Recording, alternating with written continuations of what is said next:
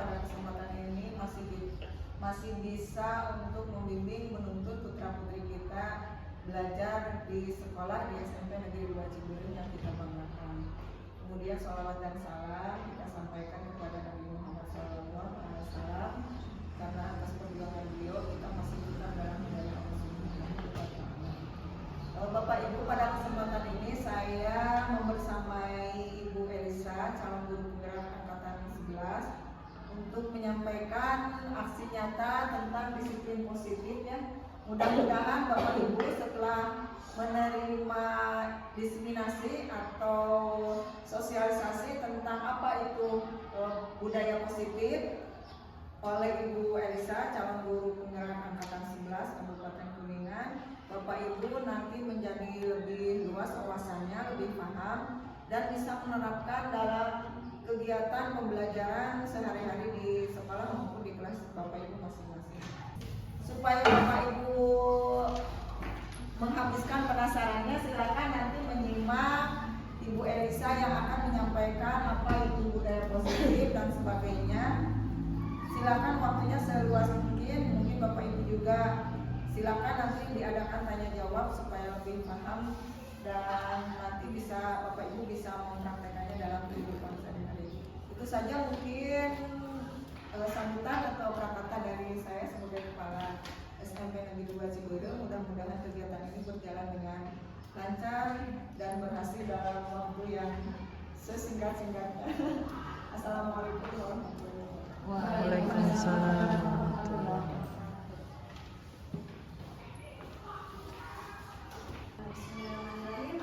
Assalamualaikum warahmatullahi wabarakatuh. Yang terhormat Ibu Kepala SMP Negeri 2 Ciberem, yang terhormat rekan guru, Ibu Bapak Guru yang saya hormati dan juga saya cintai. Saya ucapkan banyak terima kasih ya atas peluangan waktunya untuk mengikuti kegiatan diseminasi, menyebarkan pemahaman dan penerapan pengalaman budaya positif. Nah, saya Elisa Arrofa, calon guru penggerak angkatan 11 dari SMP Negeri 2 Ciberem, Kabupaten Kuningan. Nah, sebelum masuk ke materi mengenai budaya positif, saya ingin mengajak atau bertanya ya kepada Bapak dan Ibu ya, apa yang mungkin ada di benak Bapak dan Ibu mengenai budaya positif? Ada yang ingin menyampaikan pendapat? Budaya positif itu identik dengan budaya-budaya yang baik yang diterapkan di lingkungannya. Kalau kita di sekolah berarti di lingkungan sekolah. Jadi memang budaya positif itu budaya-budaya yang baik ya yang diterapkan. Misalkan kita kan berada di lingkungan sekolah, otomatis budaya yang baik di dalam lingkungan sekolah. Kemudian menurut saya budaya positif itu aktivitas atau kegiatan yang kita anggap baik di lingkungan tempat kita berada. betul sekali ya. Jadi menambahkan. Oh iya. Menambahkan ya, budaya positif adalah kebiasaan-kebiasaan yang dilakukan dan terus-menerus. Itu saja. Nah, menambahkan. Ada lagi yang ingin berpendapat? Mungkin sama ya semuanya mengenai budaya positif, intinya sesuatu yang dianggap positif gitu, budaya-budaya entah itu kegiatan, perilaku apapun yang berbau positif. Kemudian di sini konsep inti budaya positif yang pertama itu ada perubahan paradigma belajar, yang kedua itu ada tadi disiplin positif, yang ketiga ada nilai-nilai kebajikan, yang keempat kebutuhan dasar manusia, yang kelima motivasi perilaku manusia, yang keenam posisi kontrol, yang ketujuh keyakinan kelas, yang kedelapan itu segitiga dan inklusi. Nah di sini mengenai yang pertama ya kita bahas satu-satu itu. Di sini mengenai pembelajaran dengan paradigma baru. Nah kan kalau misalkan ada yang baru berarti ada yang lama. Nah, kalau misalkan yang lama kan yang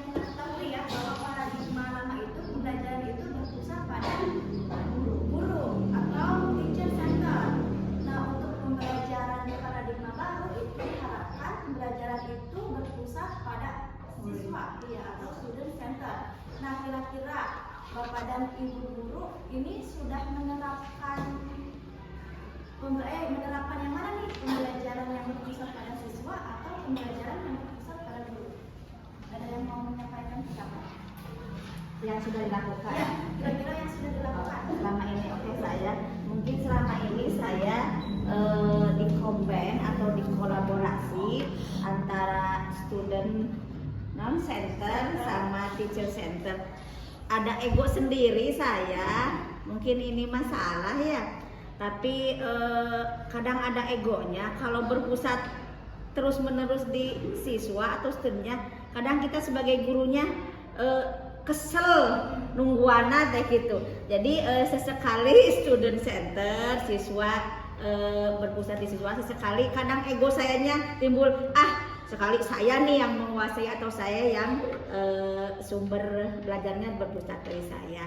Mungkin itu mah kebiasaan yang pernah saya lakukan selama ini. Baik, ada lagi yang ingin menyampaikan pendapat yang sudah diterapkan? Ibu. Kalau saya tidak beda jauh ya, di mix gitu antara student center sama teacher center. Tapi kebanyakan itu berpusatnya di guru gitu, teacher center. Kenapa? Karena kalau dipusatkan ke siswa seperti tadi kata Bu Ida, lama waktu teh habis buat menunggu siswa menjawab. Jadi belum ada keberanian untuk mengeluarkan pendapat, belum ada keberanian untuk memberikan pendapat, memberikan masukan atau mengomentari kerjaan temannya.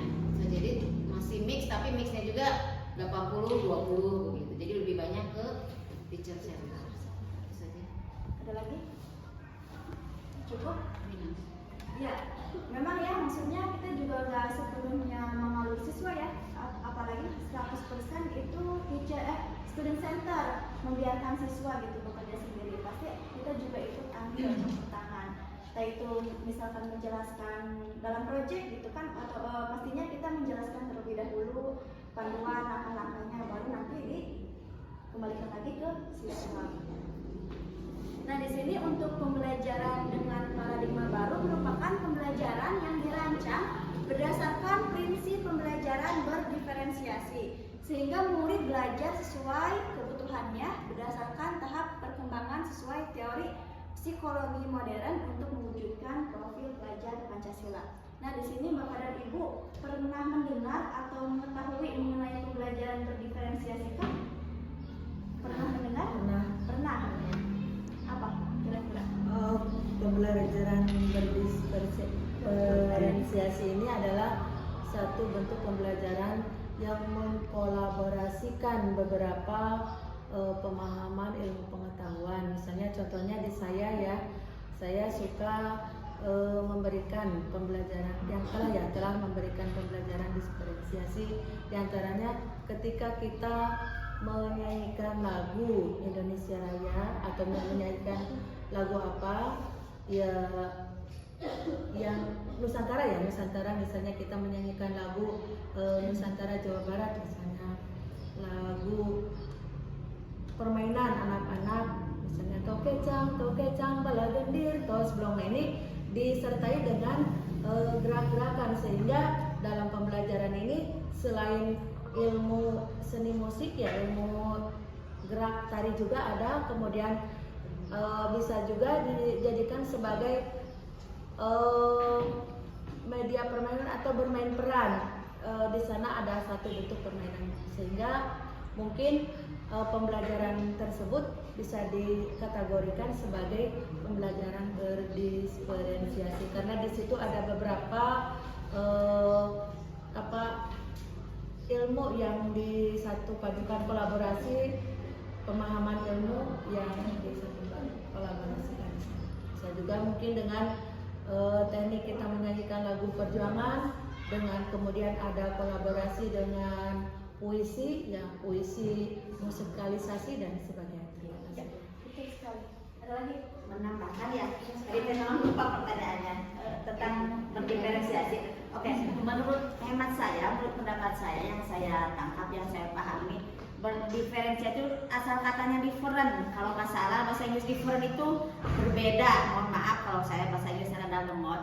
Jadi pelajaran yang berbeda, berdiferensiasi artinya kita melayani siswa sesuai dengan kebutuhan mereka masing-masing, yaitu berbeda atau different. Misalkan si Dada mah senang dengan guru yang menjelaskan, mungkin pendengarannya lewat pendengaran aja sudah cukup menangkap. Ada juga si Dodo mah mungkin kalau hanya mendengarkan tidak begitu paham, perlu dengan yang lainnya. Mungkin itu pemahaman saya. Jadi berdiferensiasi itu berbeda dalam pelayanan ke siswanya, disesuaikan dengan kebutuhan mereka masing-masing. Betul sekali ya. Jadi different itu memang asal dari kata bahasa Inggris ya, berbeda, different, berbeda artinya. Dalam berdiferensiasi itu ada 3, ada yang namanya konten, kemudian ada produk, dan ada proses.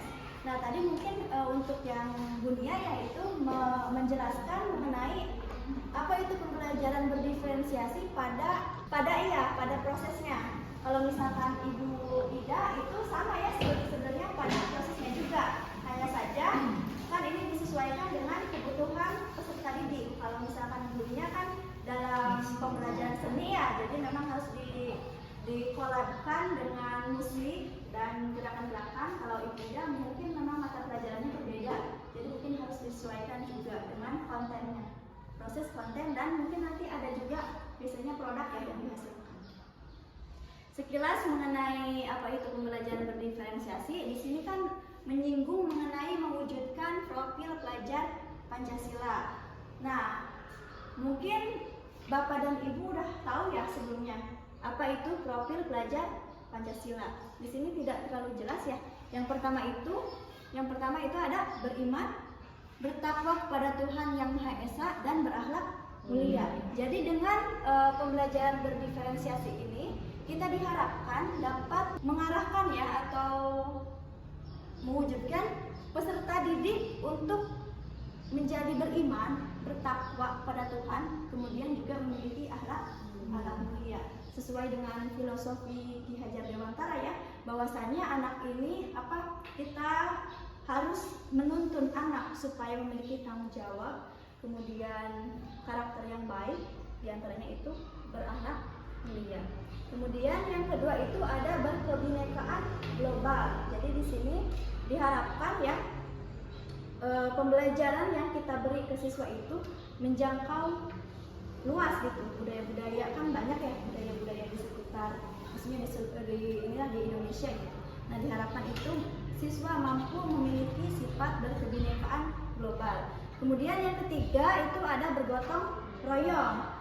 Di sini bukan hanya bergotong royong dalam membersihkan, misalnya membersihkan halaman sekolah atau misalkan piket kelas gitu. Itu tidak hanya itu. Bisa saja misalkan kan di sini kalau dalam kurikulum Merdeka itu ada P5 ya, di mana P5 itu identik dengan proyek. Nah, di sini kita menuntun siswa supaya dapat berkolaborasi dengan teman. Bukan hanya dengan teman, dengan kita pun juga harus mampu, maksudnya kita juga harus mampu mengarahkan siswa agar tidak hanya dengan murid, dengan kita pun juga mampu berkolaborasi atau bergotong royong.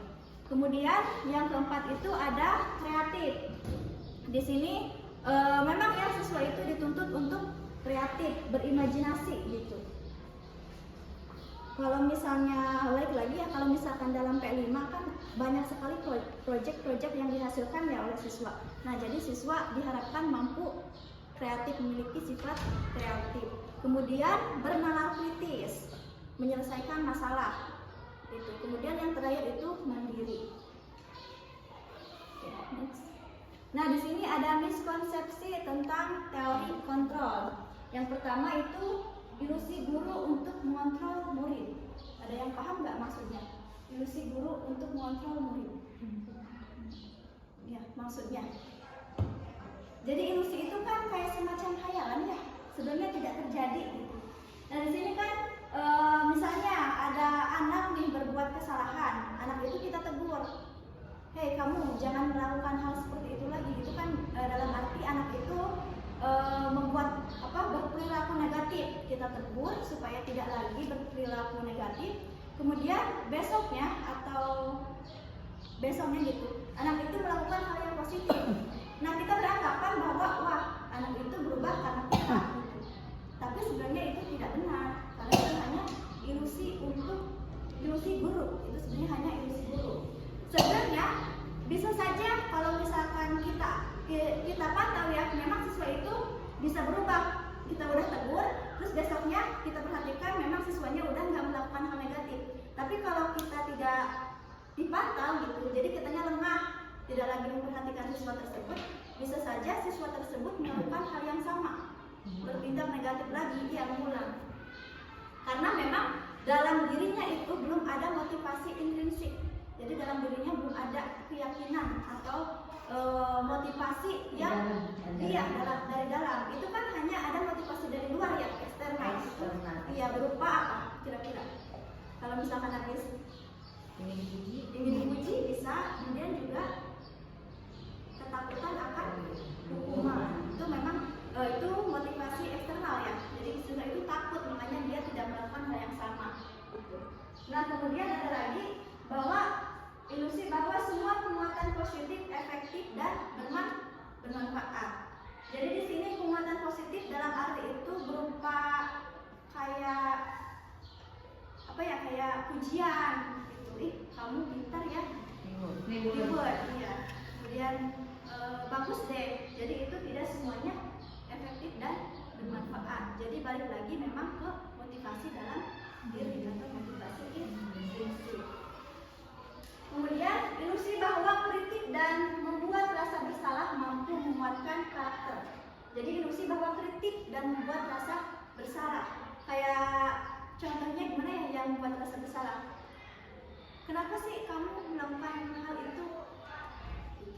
Atau kayak kita seolah-olah menegur, tapi seolah-olah kayak supaya membuat siswa itu merasa bersalah. Dan kritik ya itu kan di sini ilusinya mampu menguatkan karakter, pada kenyataannya tidak juga. Kemudian yang terakhir, ilusi bahwa orang dewasa berhak memaksa.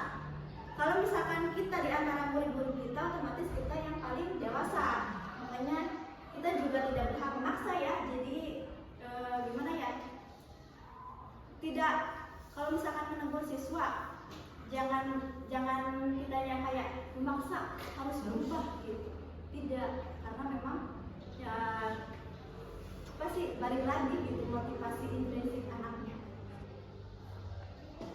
Di sini ada mengubah paradigma stimulus respon ke pendekatan teori kontrol. Di sini ada stimulus respon, realitas atau kebutuhan kita sama. Ini paradigma yang stimulus respon ya, realitas atau kebutuhan kita sama. Tapi di teori kontrol itu realitas atau kebutuhan kita berbeda. Makanya harus dipahami bahwasanya dalam satu kelas yang misalkan murid-murid dalam satu kelas atau satu lingkungan sekolah itu kita tidak bisa menyamakan atau kita beranggapan bahwa semua siswa memiliki kebutuhan yang sama. Pasti dalam satu kelas itu memiliki kebutuhan yang berbeda. Sama seperti kita ya, kadang kita juga memiliki kebutuhan yang berbeda ya. Kemudian untuk stimulus respon, semua orang melihat hal yang sama. Kemudian di teori kontrolnya, setiap orang memiliki gambaran yang berbeda. Nah di sini balik lagi ke siswa dalam satu kelas, gambaran melihat hal yang sama. Misalnya melihat itu kayak gambaran yang diinginkan, atau misalkan cita-cita ya. Pasti dalam satu kelas itu anak itu memiliki cita-cita yang berbeda atau gambaran ingin apa atau keinginan yang berbeda. Kemudian untuk yang ketiga di stimulus respon itu kita mencoba mengubah orang agar berpandangan sama dengan kita. Itu tidak bisa ya, karena di teori kontrol itu kita harusnya berusaha memahami pandangan orang lain tentang dunia. Bukan kita mencoba mengubah, tapi kitanya yang mencoba memahami. Misalkan ada anak yang nakal, bukan kitanya yang harus mengubah anak itu menjadi baik, tapi kita yang harus masuk ke dunianya, berusaha memahami gitu, seperti itu. Kemudian stimulus respon yang keempat ya, perilaku buruk dilihat sebagai suatu kesalahan. untuk di teori kontrol semua perilaku memiliki tujuan. Jadi tidak semuanya anak yang kita mungkin dikiranya bandel ya anak itu, tidak semuanya mungkin menurut anak tersebut tidak bermaksud demikian karena memang ada tujuan. Cuma hanya kitanya saja yang belum memahami gitu. Kemudian yang kelima ya, orang lain bisa mengontrol saya. Kalau di teori kontrolnya hanya Anda yang bisa mengontrol diri Anda. Balik lagi ke motivasi intrinsik. Jadi orang lain itu sebenarnya tidak bisa mengontrol kita. Begitu juga kita tidak bisa mengontrol murid. Ya. Jadi karena yang bisa mengontrol diri kita, mengontrol diri itu memang diri kita sendiri yang bisa mengontrolnya. Entah itu mau diberi nasihat sebanyak apapun, dipaksa, dihukum. Kalau misalkan dalam dirinya belum mau berubah, itu akan sulit. Kemudian yang keenam, saya bisa mengontrol orang lain. Ini untuk stimulus responnya. Sedangkan untuk teori kontrolnya, Anda tidak bisa mengontrol orang lain. Kita sebagai guru berharap mampu mengontrol siswa, tapi memang pada kenyataannya itu tidak bisa.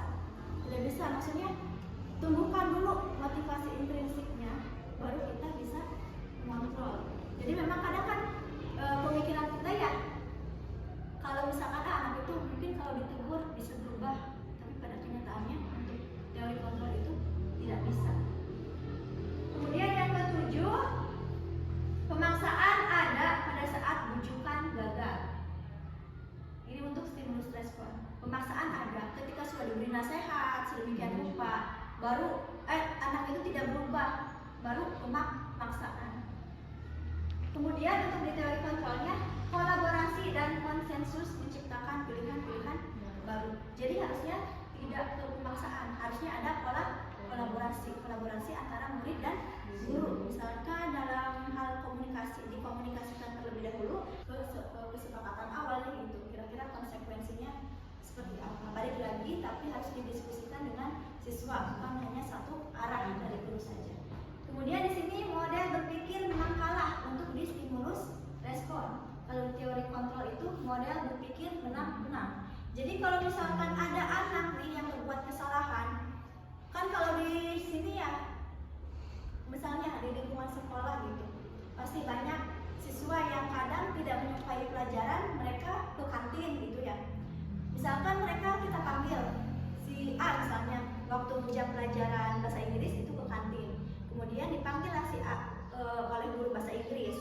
Nah di sini untuk kalau stimulus respon model berpikir menang kalah. Jadi gimana caranya guru itu menegur si anak itu menang gitu. Jadi memang si anak itu sudah disudutkan kalah, kayak memang dia yang salah gitu. Nah harusnya ini untuk di teori kontrol itu model berpikir menang-menang. Jadi kita tidak boleh beranggapan kamu salah, saya benar. Jadi harus di sini harus ada saya menang, kamu pun menang dengan cara mencari solusi bersama. Balik lagi komunikasi dengan anak siswa yang bermasalah, kemudian kita mencari solusi bersama. Itu kata lain dari menang-menang. Biasanya guru BK gitu ya. Kalau misalkan guru mapel kan biasanya kalau udah kesel ke satu anak, jadi yuk beli. Itu kayak misalkan langsung saja kita menegur anak tanpa adanya komunikasi. Kenapa anak melakukan seperti itu, alasannya apa, kemudian solusinya apa. Itu untuk di paradigma stimulus respon dan kependekatan teori kontrol. Jadi kita harus merubah ya, yang tadinya stimulus respon kita harus merubah ke teori kontrol. Kemudian di sini mengenai disiplin positif. Tadi sudah di awal ya kalau tadi kan budaya positif membahasnya. Kalau ini disiplin positif. Nah, apa yang Ibu ketahui mengenai disiplin positif? Biasanya identiknya dengan apa? Disiplin. Peraturan. Kemudian tata tertib. Ya. Jadi ibaratnya kalau misalkan dengan kata disiplin ya, waktu saya juga jadi murid kayak takut gitu. Soalnya kalau misalkan tidak disiplin pasti ada hukuman yang akan kita dapatkan gitu. Nah, kalau di sini itu sebenarnya disiplin itu berasal dari kata disiplina yang artinya belajar. Disiplin mengacu pada disiplin diri yang memiliki tanggung jawab terhadap apa yang dilakukannya berdasarkan nilai-nilai yang diyakini. Jadi disiplin itu sebenarnya kan sekolah membuat aturan itu untuk mendisiplinkan anak ya, supaya memang tumbuh motivasi intrinsiknya. Tapi pada kenyataannya kan susah ya untuk mengontrol anak. Tadi kan balik lagi. Dan di sini sebenarnya disiplin itu artinya belajar bagaimana supaya itu ada motivasi dalam diri. Kemudian disiplin positif merupakan salah satu cara penerapan disiplin yang bertujuan untuk menumbuhkan kesadaran serta memberdayakan murid tanpa imbalan, penghargaan, ancaman, atau hukuman. Jadi kan rata-rata murid itu takut ya, maksudnya mereka berupaya disiplin karena takut adanya hukuman dan ancaman. Bahkan juga tidak sedikit dari mereka itu mengharapkan penghargaan. Misalnya, ini contohnya mau yang murid apa yang guru nih? Murid, misalnya murid. Kan hari Senin misalnya ada upacara ya, setiap jam 7. Mereka dari rumah tergesa-gesa supaya tidak terlambat. Nah, kita juga tidak supaya bisa melaksanakan upacara. Mungkin saja anak tersebut, tapi kan kita tidak tahu ya sebenarnya apa yang ada di dalam benak mereka. Entah itu mereka menghindari hukuman atau memang ada motivasi intrinsik, tapi kebanyakan itu kan rata-rata menghindari hukuman ya. Gitu. Kalau misalkan guru kan kalau misalkan ada sambut pagi gitu ya. Ini tidak menyinggung siapa-siapa ya, maksudnya karena saya juga masih belajar gitu. Ada sambut pagi, kepala sekolah udah standby di depan. Kalau misalkan kita mengetahui ada kepala sekolah yang standby, itu kita juga dari rumah udah persiapan akan berangkat pagi. Entah itu memang tidak munafik ya, maksudnya kita juga menghindari ketidaknyamanan dengan kepala sekolah, juga ingin mendapatkan pujian gitu. Tapi tidak sedikit pula ketika memang kepala sekolahnya berhalangan hadir, kita juga berleha-leha gitu. Kadang memang harus ada sesuatu yang menjadi pecut ya, stimulus gitu, menjadi pecut supaya tergerak gitu. Kemudian sebagai pendidik, tujuan kita adalah menciptakan murid yang memiliki disiplin diri sehingga mereka berperilaku mengacu pada nilai-nilai kebajikan universal dan memiliki motivasi intrinsik dalam perubahan perilaku ke arah yang lebih baik. Jadi di sini kita sebagai guru harus mampu menuntun dan mengarahkan murid agar mereka mampu memiliki motivasi intrinsik. Kemudian di sini ada nilai-nilai kebajikan. Nilai yang disepakati bersama lepas dari suku bangsa, agama, bahasa maupun latar belakangnya. Di sini ada contoh nilai kebajikan institusi atau organisasi. Ada 3 yang saya ambil. Yang pertama itu mengenai profil pelajar Pancasila. Di sini poinnya itu beriman dan bertakwa pada Tuhan Yang Maha Esa dan berakhlak mulia, berkebinekaan global, gotong royong, mandiri, kreatif dan bernalar kritis. Kemudian ada IBO Primary Years Program, itu poin-poinnya toleransi, rasa hormat, integritas, mandiri, menghargai, antusias, empati, keingintahuan, kreativitas, kerjasama, percaya diri dan komitmen. Kemudian ada keterampilan hidup, itu poinnya dapat dipercaya, lurus hati, pendengar yang aktif, tidak merendahkan orang lain, dan memberikan yang terbaik dari diri. Nah, di sini ada kebutuhan dasar manusia. Kebutuhan dasar manusia adalah segala sesuatu yang kita lakukan untuk mendapatkan apa yang kita inginkan. Seluruh tindakan yang kita lakukan memiliki tujuan tertentu dan semua usaha terbaik yang kita lakukan adalah dalam rangka agar kebutuhan dasar kita terpenuhi dengan baik. Nah, di sini ada 5 kebutuhan dasar manusia ya. Yang pertama itu ada bertahan hidup, yang kedua ada kasih sayang dan rasa diterima, yang ketiga ada penguasaan, yang keempat ada kebebasan, dan yang keenam itu ada kesenangan. Nah, untuk poin yang pertama itu mengenai bertahan hidup, ada makanan, pakaian, tempat tinggal, keamanan dan kesehatan. Misalnya kita dalam satu kelas nih, dalam kelas sedang mengajar, tiba-tiba melihat murid kita ya tertunduk lesu. Kan kadang kita emosi ya gitu. Kenapa kamu seperti itu gitu. Nah, harusnya memang dikomunikasikan terlebih dahulu ya. Barangkali dari 5 kebutuhan dasar ini ada salah satu kebutuhan dasar yang tidak terpenuhi. Misalnya mungkin dia dari rumahnya belum makan, mungkin kesehatannya tidak bagus atau tidak baik. Nah, kita harus memperhatikan ini juga. Berarti kalau misalkan makanan ya, mungkin karena lesu karena memang belum makan. Makanya di sini kan kebutuhan hidupnya kurang satu ya, gitu. Jadi harusnya semuanya dimiliki. Gitu. Kemudian kasih sayang dan rasa diterima. Nah, di sini poin-poinnya rasa diterima, dipedulikan, berbagi, kerjasama, menjadi bagian dalam kelompok. Contohnya misalnya dalam kerja kelompok, ya dalam pembelajaran itu kan kita sering mengadakan diskusi kelompok. Suka ada nggak dalam pengelompokan tersebut ada aja anak yang ngadu, si Etama nggak kerja kelompok, pasti ada kan ya? Tapi kan kadang kita cuma mendengar satu pihak ya, kok kamu nggak kerja gitu, kerja gitu. Kan harusnya kita tanya terlebih dahulu, kenapa kok kamu tidak bergabung dengan kelompok lainnya? Atau bahkan siapa tahu merekanya yang menghindar gitu, bukan sebenarnya dianya mau gabung, cuma karena diajak gitu lah kan dari anak. Kadang kan kita hanya menyalahkan, iya kamu kenapa nggak kerja kelompok gitu. Nah, ini berarti kebutuhannya tidak terpenuhi, kasih sayang dan rasa diterima, karena dia itu mungkin tidak diterima dalam satu kelompoknya. Kemudian ada penguasaan. Di sini poinnya harga diri, keinginan untuk dianggap, memimpin, berprestasi, diakui dan didengar. Ini biasanya identik dengan anak-anak yang aktif. Misalkan apa-apa maunya dia, apa-apa maunya dia. Memang ini untuk memenuhi, dianya juga untuk memenuhi kebutuhan dasarnya mengenai penguasaan. Kadang kan kita juga suka atau kasih kesempatan yang lain buat menjawab pertanyaan. Kemudian ada kebebasan. Poinnya mandiri, memiliki pilihan, mencoba hal baru, mampu mengendalikan arah dirinya.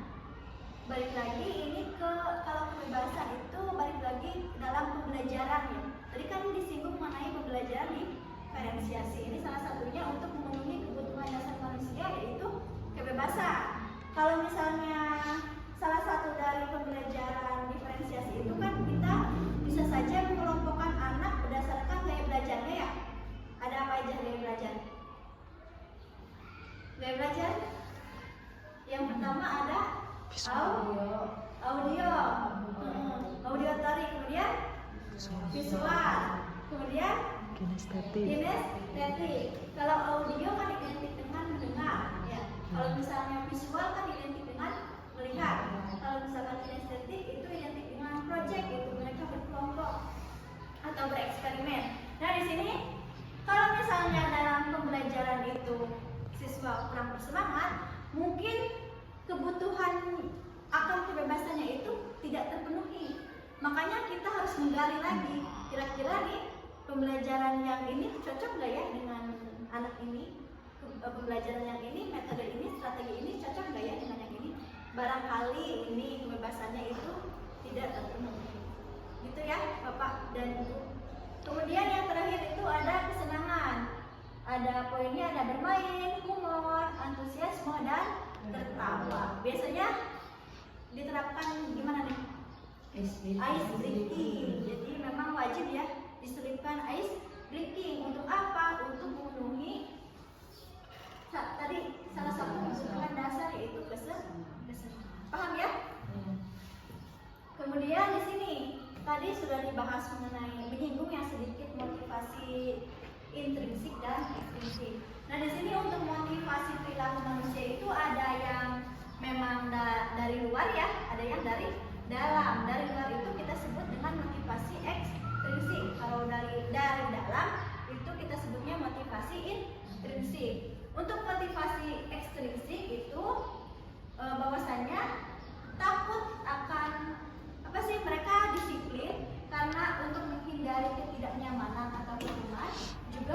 mendapatkan imbalan atau penghargaan dari orang lain. Kemudian untuk motivasi intrinsiknya, untuk menjadi orang yang mereka inginkan dan menghargai diri sendiri dengan nilai-nilai yang mereka percaya. Nah, di sini tadi yang wajib menuntun murid ya, itu supaya memiliki motivasi intrinsik dalam dirinya.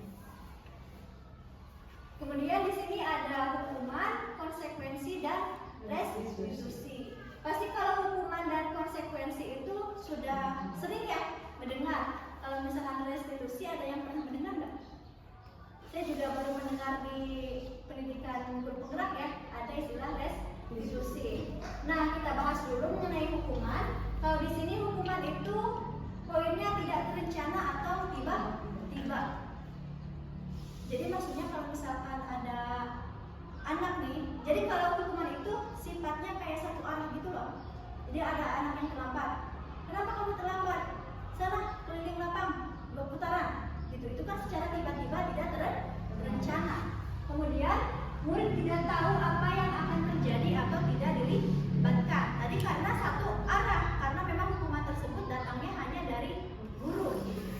Kemudian bersifat satu arah. Biasanya berupa hukuman fisik atau psikis. Kalau tadi kan fisik, contohnya tadi, iya kamu lari keliling lapang gitu 2 putaran. Kalau psikis berupa mental ya ke anaknya. Kamu kenapa sih tidak itu aja tidak bisa mengucapkan kata-kata? Karena kan sebenarnya yang paling menyakitkan itu kadang psikis ya, ada omongan gitu yang akan selalu teringat-ingat. Saya juga pernah dihukum waktu itu. Waktu SMP karena tidak mengikuti pelantikan paskibra, dihukum waktu jam istirahat, lagi banyaknya anak gitu ya, lagi pada jajan, maksudnya lagi di luar, itu dihukum 10 kali keliling lapang. Kayak malu gitu, tapi ya udah gitu kan. Tapi kalau misalkan itu kan ya fisik gitu ya, tidak dimasukkan dalam hati. Tapi nggak tahu kalau psikis gitu, gimana, pasti akan selalu teringat. Kalau fisik masa harita. Iya, kalau fisik mah capek, cuma seharita. Kadang kita juga malunya itu padahal kalau sekarang mah tidak boleh seperti itu ya. Kemudian di sini ada konsekuensi. Nah, kalau konsekuensi itu terencana atau disepakati sesuai aturan. Kemudian murid tetap dibuat tidak nyaman, tentu saja yang dibuat tidak nyaman. Kemudian sikap guru selalu memonitor murid. Nah, biasanya kan dalam kelas ya. Kan di sini mayoritas wali kelas dibuatlah kesepakatan kelas. Biasanya kesepakatan kelas itu dibuat dibarengi dengan konsekuensi. Tapi kan itu memang terencana ya. Terus juga disepakati bersama, bukan hanya dari guru, tapi juga pendapat dari siswa atau murid. Tapi tetap saja mungkin tidak nyaman muridnya ketika diberi konsekuensi. Jadi di sini juga gurunya memonitor, ngatur gitu, masih ngatur. Kamu nanti karena tidak mengerjakan tugas, nanti kamu denda ya, misalnya gitu. Jadi tetap ada monitor dari guru. Nah, kalau restitusi itu proses menciptakan kondisi bagi murid untuk memperbaiki kesalahan. Kemudian juga proses kolaboratif yang mengajarkan murid untuk mencari solusi bersama. Kalau restitusi itu jadi misalkan ada anak yang tidur di kelas, kita tidak lagi, hei kamu bangun gitu. Jadi nanti ke kelas, nanti datang ibu ya ke kantor. Nah, nanti siswanya ke kantor kita ngobrol terlebih dahulu, dikomunikasikan alasan anak tersebut kenapa maksudnya melakukan hal seperti itu, padahal kan memang di jam pelajaran. Memang kalau misalkan kalau satu arah ya secara pribadi memang anak itu salah gitu, tapi kan tidak, tadi kan tidak ada kata yang menang-menang ya, kalah menang gitu, tidak ada seperti itu. Kita tanya dulu alasan siswa tersebut kenapa melakukan hal seperti itu. Barangkali memang ada masalah di rumahnya atau di mana gitu ya, nanti baru kita carikan solusi bersama, dikaitkan dengan keyakinan atau kesepakatan kelas. Jadi ditanya terlebih dahulu, bukannya waktu itu pernah dibuat kesepakatan kelas, kalau misalkan iya, kenapa gitu bisa melanggar, kan nanti dijelaskan dulu, maksudnya kita dengarkan dulu penjelasannya, nanti baru baru kita tanyakan solusi bersama. Solusinya juga datangnya dari siswa. Kemudian kita sepakati bersama. Nah, itu tadi ya yang kolaborasi itu, yang adanya komunikasi. Salah satunya. Nah, di sini ada 5 posisi kontrol guru. Yang pertama itu ada penghukum, yang kedua ada pembuat merasa bersalah, yang ketiga ada teman, yang keempat itu ada pemantau, dan yang kelima itu ada manajer. Ini kontrol guru nih yang ada dalam diri kita. Tapi kan nggak semuanya yang ada. Nah, kira-kira Bapak dan Ibu itu ada di posisi yang mana nih? Kalau saya kayaknya di penghukum dan pemantau. Aku penghukum, Aku kadang jadi teman. kadang jadi teman. Ada lagi? Ya, penghukum dan teman Penghukum dan biasanya. teman. Sama. Penghukum dan teman. Saya sebenarnya penghukum dan pemantau. Kadang jadi teman, kadang enggak sih. Dan Pemantau. Jadi biasanya mantau aja gitu ya. Nah, kita itu dulu ya. Di sini penerapan tadi yang 5 posisi kontrol guru. Kasusnya itu siswa tidak memakai atribut lengkap saat upacara bendera nih. Ini yang biasanya terjadi setiap hari Senin. Di sini ada sebagai penghukum nih biasanya. Hormat pada bendera selama 1 jam. Kalau di sekolah kan berdiri, memisahkan diri ya, gitu. Kemudian ada lagi yang membuat merasa bersalah. Berapa kali ibu atau bapak harus memberitahu kamu selalu saja mengecewakan ibu atau bapak. Itu mah hanya omongan. Jadi seolah-olah nyalahkan gitu. Kamu kenapa sih gitu? Selalu aja gitu. Ibu tuh kecewa sama kamu gitu. Aride, oke. Gitu. Gitu dari bahasa nenek moyang. Aride dewek gitu ya. Nah, kemudian ada kasus yang sama ini untuk sebagai teman. Nah, biasanya yang menerapkan posisi kontrol teman itu, ayo dong ikuti aturan sekolah, tolong bantu ibu bapak ya, sekali ini ya sudah tidak apa-apa, lain kali jangan sampai berbuat seperti ini lagi ya. Jadi kalau teman itu lebih halus ya bahasanya, ayo dong bantu ibu ya. Tapi anak-anaknya harus sulit diterima dengan Ibu peri itu mah. Ada sulit. Jadi anak juga kalau misalkan Ngerujak. kita sebagai teman ya terlalu ngerujak gitu, keenakan. Nah, untuk memantau, kamu ini tuh ininya pernyataannya, kamu sudah melanggar peraturan sekolah, kamu tahu konsekuensinya. Ini biasanya saya nih balik lagi ke kesepakatan kelas kan gini, kok kamu melanggar.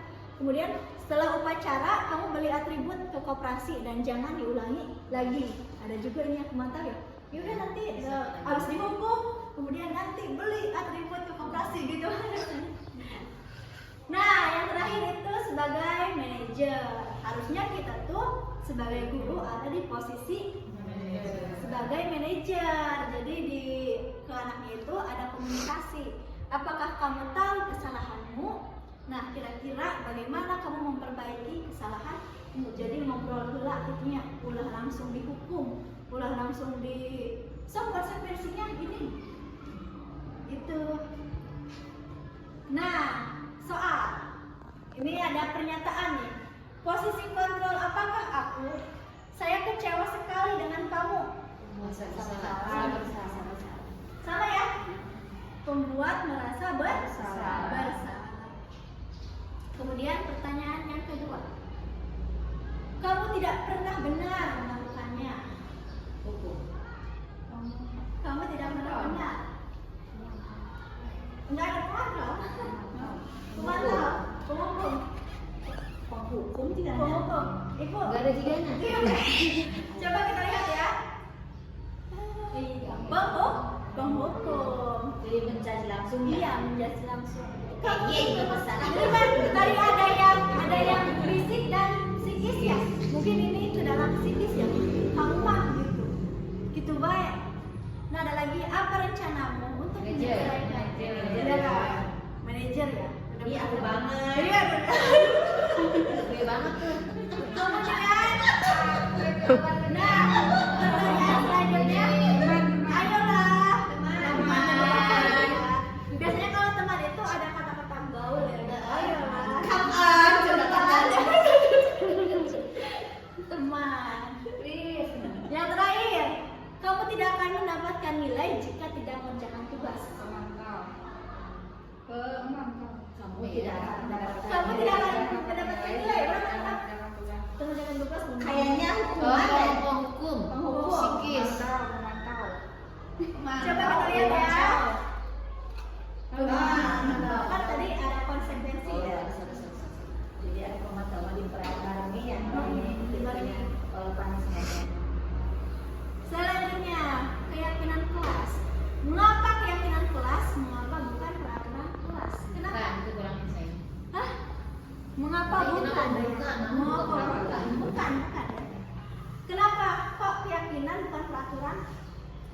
kalau peraturan itu satu arah.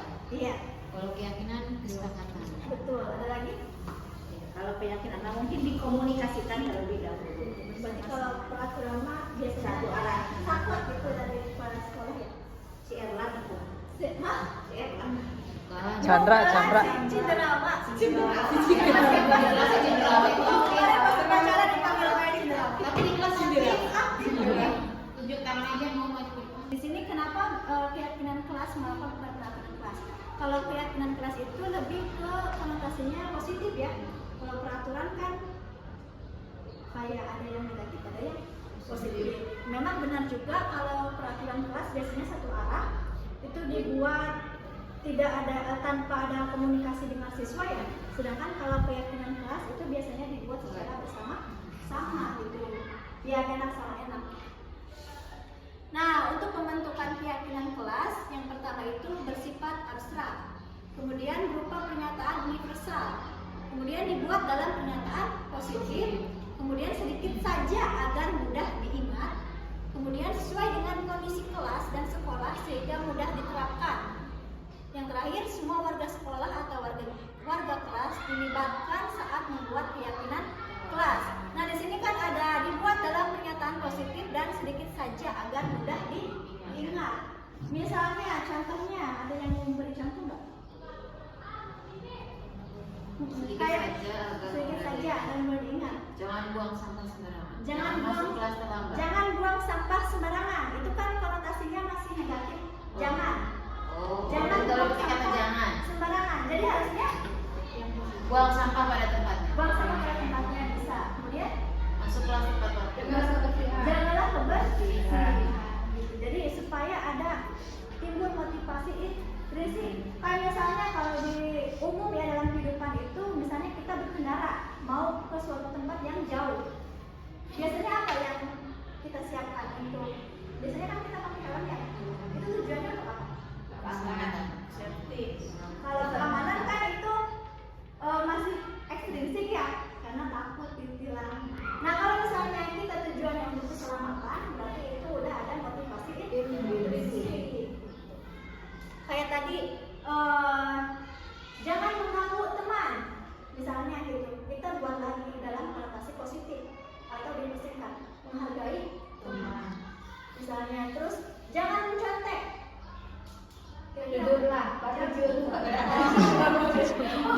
Itu dia motivasinya, jadi lanjut. Itu tadi yang harus dibuat dalam pernyataan positif dan sedikit saja agar mudah diingat. Nah, untuk segitiga restitusi ya yang terakhir, ini suatu proses dialog yang dijalankan oleh guru agar dapat menghasilkan murid yang mandiri dan bertanggung jawab. Nah, ini tuh kayak segitiganya ya, tahap segitiga restitusi diawali dengan menstabilkan identitas terlebih dahulu, kemudian validasi tindakan yang salah, dan yang terakhir itu menanyakan keyakinan. Maksudnya gimana sih? Nah, untuk menstabilkan identitas di sini ada berdasarkan prinsip pembuat kesalahan adalah bagian dari proses pembelajaran. Jadi kalau misalkan dalam komunikasi ya, kan siswa itu tadi misalkan yang tidur di kelas itu kita panggil untuk diajak ngobrol, tidak harus ke kantor. Misalkan nanti setelah jam selesai kita ngobrol ya. Terus kayak kita di kelas kan suka ada kursi-kursi ya, itu sambil ngobrol aja gitu, nggak harus kayak di sidang gitu. Ini mas Kalau aku nggak, kalau anak yang tidur seolah-olah tidak membenarkan perbuatannya, tapi ngasih tahu ke yang lain. Kalau tidur itu mungkin dia sendiri yang rugi, jadi tidak mengganggu yang lain, tapi dianya yang rugi. Ketimbang mohon maaf anak yang ngobrol baik cengengesan lebih ada air teguran. Iya. Kalau yang di rumah kebiasaan anak rumah ya udah dibiarkan saja. Justru lebih ke yang lainnya udah biarkan saja. Kamu nggak dirugikan kan kalau dia tidur. Itu mah pengalaman saya gitu. Iya, tapi kalau sudah paham yang ini ya, Juga berarti dipanggil ya. dipanggil kayak diajak ngobrol aja gitu ya. Kayak kan harus distabilkan dulu nih identitasnya. Kayak misalnya berbuat salah itu wajar. Kemudian tidak ada manusia yang sempurna. Ibu bapak juga pernah melakukan itu. Tapi kayak kalau ibu bapak juga pernah melakukan, pernah gitu ya, karena takutnya kan gitu. Kalau saya biasanya memang tidak semua orang juga pernah melakukan kesalahan gitu. Ibu bapak tidak mau mencari siapa yang salah, tapi ibu bapak ingin mencari solusi dari permasalahan ini. Kemudian kamu berhak merasa begitu. Ini untuk distabilkan dulu identitasnya. Jadi jangan disalahkan, jangan langsung. Mungkin saja dia santri, kalau santri kan gitu. Iya. Nah, yang kedua itu ada validasi tindakan yang salah berdasarkan prinsip setiap perilaku berupaya memenuhi suatu kebutuhan tertentu. Tadi yang 5 dasar kebutuhan ya, yang apa aja tadi? Kebutuhan bertahan hidup, kesenangan, kebebasan, kasih sayang dan rasa diterima. Yang terakhir penguasaan. Nah, mungkin saja di sini memang salah satu kebutuhan itu tidak terpenuhi. Makanya kita gali lagi dengan pertanyaan-pertanyaan. Kamu pasti punya alasan mengapa melakukan hal itu. Kemudian, padahal kamu bisa melakukan yang lebih buruk dari ini ya. Kamu patut bangga karena telah melindungi sesuatu yang penting buatmu. Kemudian kamu melakukannya karena mempertahankan sesuatu yang penting bagimu. Ini disesuaikan dengan kondisi anak. Yang terakhir itu menanyakan keyakinan. Berdasarkan prinsip teori kontrol bahwa pada dasarnya kita termotivasi secara intrinsik. Tadi kan ada untuk teori kontrol itu ada motivasi intrinsik sama ekstrinsik ya. Nah, di sini untuk pertanyaannya, apa keyakinan kelas kita? Ditanya lagi tuh, kan tadi udah distabilkan identitasnya.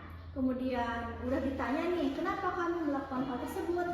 Yang terakhir kita tanyakan keyakinan. Kan kalau keyakinan ini kan memang dibuat secara bersama ya, otomatis siswanya juga tahu apa keyakinan kelas kita.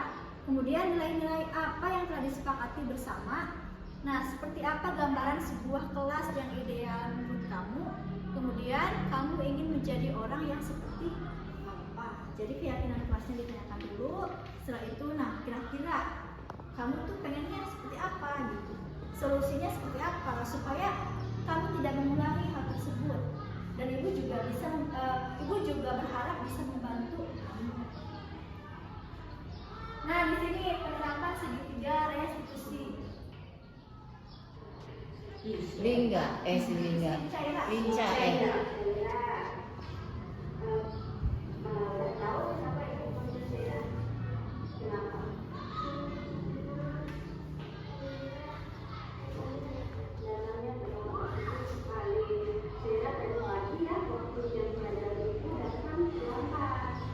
Ibu juga sudah konfirmasi pada guru piket dan guru-gurunya, ternyata bukan hanya jam ibu yang silahkan jam belajar itu saya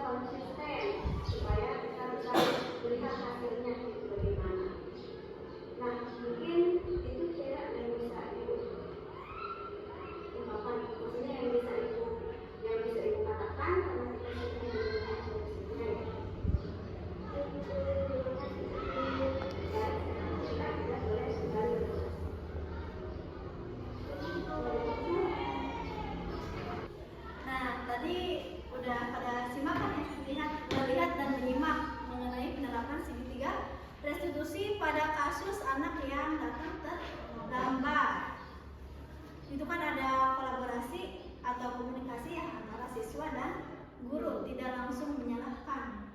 Kemudian juga harus menemukan solusi bersama. Nah, untuk yang terakhir ya, penutup.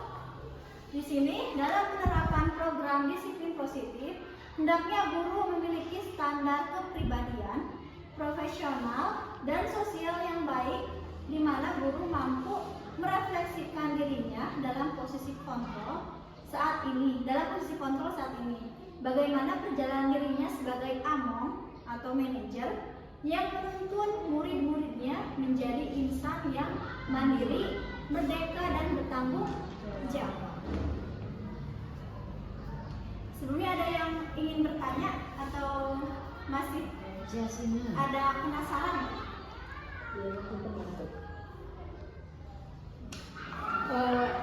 Ini ya, berkaitan dengan tadi keyakinan kelas.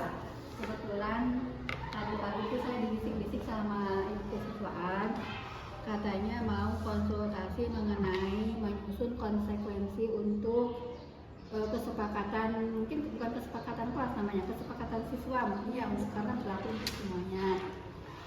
Kata saya tuh begini, entah salah atau benarnya nanti kita diskusikan sekarang, kalau bisa sekarang, karena kebetulan ini sudah yang urgennya itu kan ini harus memberikan manfaat untuk sekolah kita ya. Nah, ada diskusi ini kan lebih bagus lagi membahas apa kepentingan sekolah kita, terutama tentang kesepakatan siswa atau kesepakatan di kelas masing-masing. Kesiswaan meminta saran apa konsekuensi kalau sudah disusun keyakinannya, apa konsekuensinya. Kata saya tuh begini, konsekuensinya itu harus didiskusikan dengan atau melibatkan siswa dari setiap kelas atau mungkin juga wali kelasnya, karena bisa saja oleh siswanya tapi ternyata hanya bisa membuat aturannya saja, tetapi tidak bisa dilaksanakan. Contoh aturannya sangat memberatkan, padahal itu tidak bisa hanya segelintir orang tertentu saja yang ya memang kalau misalnya datang terlambat, apa sanksi, apa konsekuensinya bagi yang rajin mah tinggal beleduk aja misalnya dengan denda 50.000 misalnya atau apa gitu kan, itu tidak ini. Nah itu saya harapkan nanti ada apanya dari kita dari wali kelas, terutama dari siswa juga, mungkin harus berkumpul dengan kesiswaan, konsekuensinya mau seperti apa kalau misalnya itunya sudah disusun, atau mungkin juga ada yang sudah disusun, ada masukan lagi, bisa saja itu saja. Apakah seperti itu? Misalnya harus didiskusikan kan konsekuensinya ya, Diskusikan ya. Dan memang kan kalau kesepakatan siswa ya atau sekolah itu jangkauannya lebih luas ya dibanding dengan kesepakatan kelas. Iya. Kalau kesepakatan kelas itu mungkin dalam satu kelas bisa dijangkau semua siswanya. Kalau misalkan kesepakatan sekolah dengan jumlah siswa yang ratusan, kalau satu-satu ditanya kayaknya Ya, tidak mungkin tidak itu mungkin. waktu. Ya. Ya mungkin balik lagi ya ke wali kelas gitu. Wali kelas Jadi atau gabungan siswanya dari tiap kelas. wali kelas, dan di sini konsekuensinya kalau misalkan dalam keyakinan kelas ya atau keyakinan siswa itu diharapkan dapat memberi manfaat gitu, manfaat ke depannya. Jangan sampai siswa itu kayak merasa trauma atau takut gitu. Jadi mungkin ada pembelajaran yang menimbulkan motivasi intrinsik. Cukup Ibu? Ya. Ada lagi? Nah mungkin kalau misalkan cukup ya, terima kasih untuk waktunya, untuk diskusinya. Saya tutup. Billahi taufiq wal hidayah. Wassalamualaikum warahmatullahi wabarakatuh.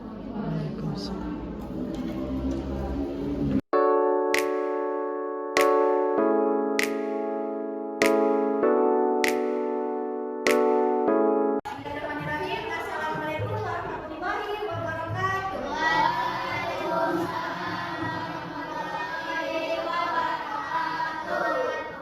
Apa kabar anak-anak? Baik. Masih semangat? Masih. Nah, hari ini kita akan membuat keyakinan kelas. Ada yang tahu apa itu keyakinan kelas? Ya. Ada yang tahu? Ya. Keyakinan kelas itu mirip-mirip dengan peraturan atau tata tertib sekolah. Dalam sekolah aja ada yang namanya tata tertib. Nah, kita juga akan membuat di kelas berupa keyakinan bukan keyakinan, bukan peraturan. Di sini kenapa keyakinan itu marah? Karena keyakinan ini kan nanti dibuat oleh kalian sendiri ya. Kalian nanti tuliskan dalam tuliskan ya dalam pembuatan keyakinan itu apa yang kalian inginkan di kelas, apa yang kalian lakukan, apa yang kalian citakan di dalam kelas ini. Misalnya kalian ingin kelas yang seperti apa? Contohnya bagus, bersih. Nah, bagus, nyaman, bersih berarti identik dengan menjaga kebersihan. Nah, di sini untuk keyakinan kelas dibuat dengan pernyataan kalimat yang positif. Contohnya, tidak mengganggu teman, berarti tidak mengganggu teman. Berarti menghargai dan nanti ibu akan bagikan ya ini kertas post-it ya, satu orang satu. Kalian tulis dalam kertas ini satu keyakinan kelas, keyakinan kelas ya ada dalam diri kalian. Di sini ada dalam pikiran kalian. Nanti setelah selesai menuliskan, kalian tempelkan di depan ya, ditempelkan. Nanti kita akan memilah dan memilih itu poin.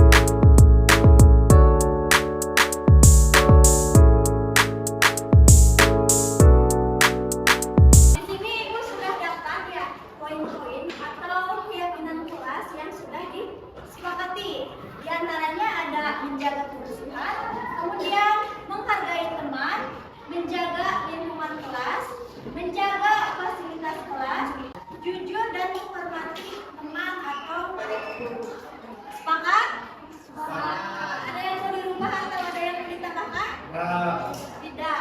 Nah, Ibu harap karena keyakinan kelas ini dibuat bersama, Ibu mengharapkan kalian senantiasa berusaha bertanggung jawab. Dengan apa? keyakinan kelas yang telah kalian tuh. Kalau misalnya sudah sepakat semuanya, Ibu minta masing-masing dari kalian menandatangani keyakinan kelas yang sudah disepakati. Nanti bagi satu-satu ya, mulai dari kita.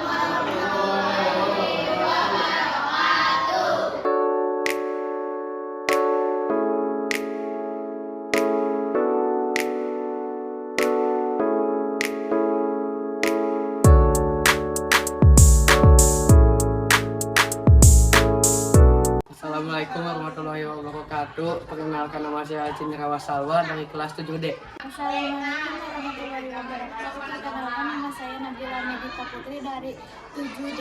Assalamualaikum warahmatullahi wabarakatuh. Perkenalkan, nama saya Safila dari kelas 7D.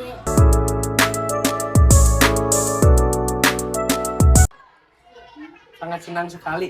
Sangat senang sekali. Sangat semangat.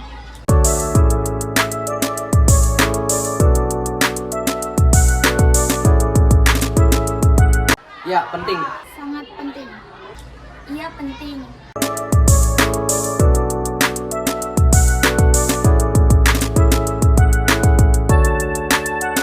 Supaya menghargai teman. Menumbuhkan rasa tanggung jawab agar menumbuhkan sikap disiplin.